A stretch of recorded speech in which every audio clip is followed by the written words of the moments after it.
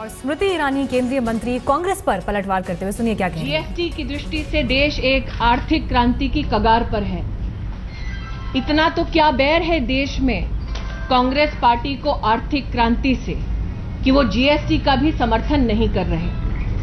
मैं मात्र इतना कहना चाहती हूं कि इस लोकतंत्र में भारी बहुमत से देश की जनता ने आर्थिक प्रगति के लिए, विकास के लिए वोट दिया। 1 साल से ज्यादा के इस अंतराल में आर्थिक क्रांति की दृष्टि से एनडीए की सरकार ने कई ऐतिहासिक कदम उठाए। आंतरिक सुरक्षा और आंतरिक शांति की दृष्टि से नागा पीस अकॉर्ड अपने आप में इतिहास रच चुका है। वो लोग जो चाहते हैं कि देश में डिबेट के और डिस्कशन के माध्यम से प्रगति ना हो और ये प्रोसेस डिरेल हो, देश की जनता उन्हें कभी माफ नहीं करेगी।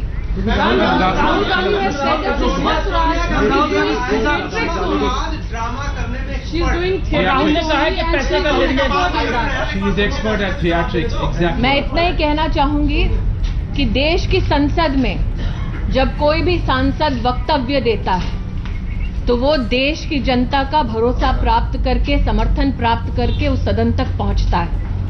उस स्टेटमेंट को थिएट्रिक्स कहना अपने आप में जनता के मैंडेट का अपमान है। क्या राहुल गांधी ये कहना चाहते हैं कि देश का लोकतंत्र, देश का सदन एक थिएटर का मंच है? ये प्लेटफॉर्म ऐसा है जहां पर देश की सामाजिक, आर्थिक और राजनीतिक चुनौतियों पर, समाधानों पर चर्चा होती है। इसकी गरिमा को घटाने का काम कांग्रेस पार्टी और विशेषतः राहुल गांधी ना करें। आज उन्होंने ये आरोप भी लगाया है कि पैसे का लेन देन हुआ है मोदी और उनके परिवार के बीच, उनकी बेटी को और उनके पति को पैसा दिया। मैंने इसीलिए कहा कि एक महिला जो मेहनत कश है, वो और उनके बच्चे अपनी मेहनत से 2 वक्त की रोटी कमा चुके हैं। ये प्रमाण महिला, उनके बच्चे दे सकते हैं। कांग्रेस पार्टी में शायद गांधी परिवार वो एक्सेप्शन हो जहां पर धूप में अपना खून पसीना बहाकर 2 वक्त की रोटी ना कमानी पड़ती हो।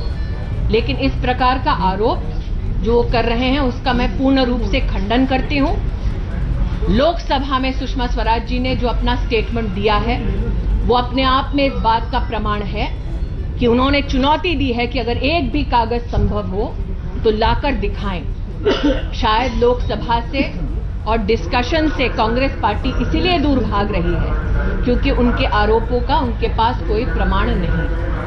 1.5 मिनट का बाइट देना उनके लिए आसान है, 1.5 घंटा बिना किसी कागज के सहारे भाषण देना शायद मुश्किल। Thank you ma'am. Thank you.